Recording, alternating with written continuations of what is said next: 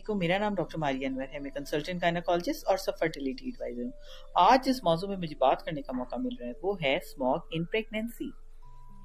जैसे कि नवंबर का महीना स्टार्ट हो चुका है और आप देख रहे हैं कि हर तरफ स्मॉग ही स्मॉग छाई हुई है।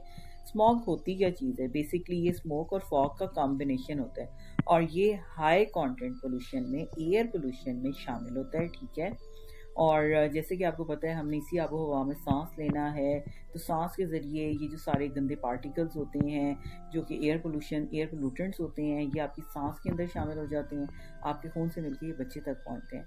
और जो भी प्रेग्नेंट फीमेल्स हैं, अगर ये हाई कंटेंट स्मॉग के अंदर वो सांस लेती हैं तो उनको जो है ना, उनका बेबी, वो पेट के अंदर उसका साइज़ छोटा हो सकता है, IUGR, और अगर माँ को निमोनिया वगैरह भी डेवलप हो सकता है जिसकी वजह से रिस्पायरेटरी इन्फेक्शन, या कोई फीमेल्स ऑलरेडी इस्टमेटिक हैं तो इस्टमा के अटैक्स उनके बढ़ सकते हैं।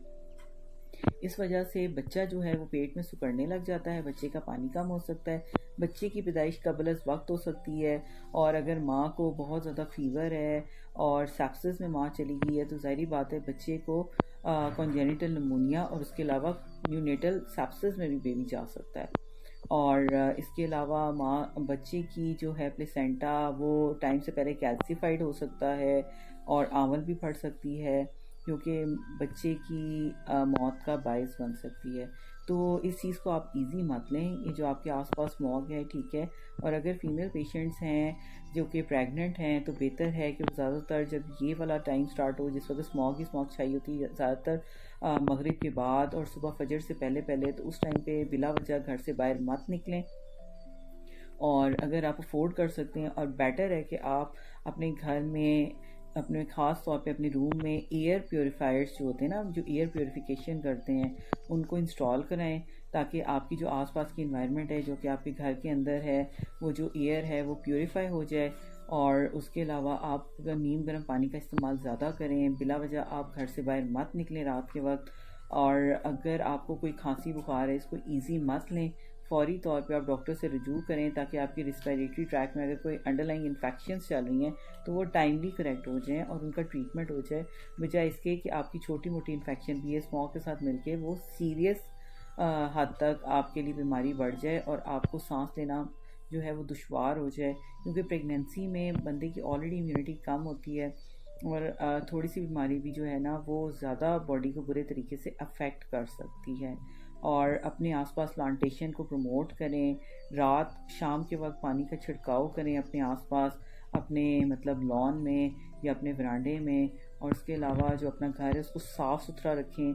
अगर कमरे में कारपेट्स वगैरह हैं तो उनको वैक्यूम क्लीन करें, और अगर टाइल्स वगैरह हैं तो तब भी उनको स्वीप प्रॉपर्ली करें, ताकि आपके आसपास जो डस्ट कंटेंट है ना वो कम हो जाए।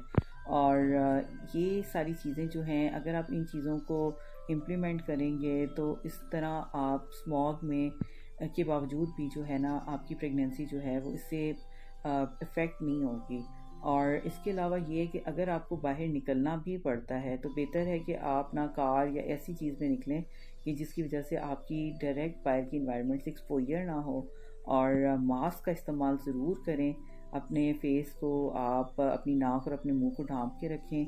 अगर मास्क नहीं भी इस्तेमाल करते तो आप कम से कम जो है ना हिजाब या कोई चीज़, कपड़ा जो है वो फेस के आगे कम से कम अपनी नाक और मुंह के सामने ज़रूर लें, ठीक है। और इन चीज़ों का आप ख्याल रखें। हाँ, एक और चीज़ जो मैं आपको कहना चाहती हूँ, ये जो स्मॉग है ना ये आइज़ को बहुत बुरे तरीके से डैमेज करती है, कंजक्टिवाइटिस कॉज करती है। तो अगर आपको बाहर भी निकलना है तो बेहतर है कि आप सन ग्लासेस यूज़ करें। और नाइट का टाइम है तो जस्ट आप ग्लासेस यूज़ करें जो कि ट्रांसपेरेंट हो और सन ग्लासेस ना हो, ताकि आपको जो विजन है वो अफेक्ट ना हो और आप कहीं गिर के या कोई चोट वगैरह ना लगवाएं। उम्मीद है कि आपको मेरी बात समझ आ गई होगी और आप इन एहतियातों से आप अपनी प्रेगनेंसी को हेल्दी प्रेगनेंसी में कन्वर्ट कर सकते हैं और आप ये टाइम अच्छा गुजार सकते हैं और आपको कोई भी मसला ना हो। ताकि थैंक यू वेरी मच।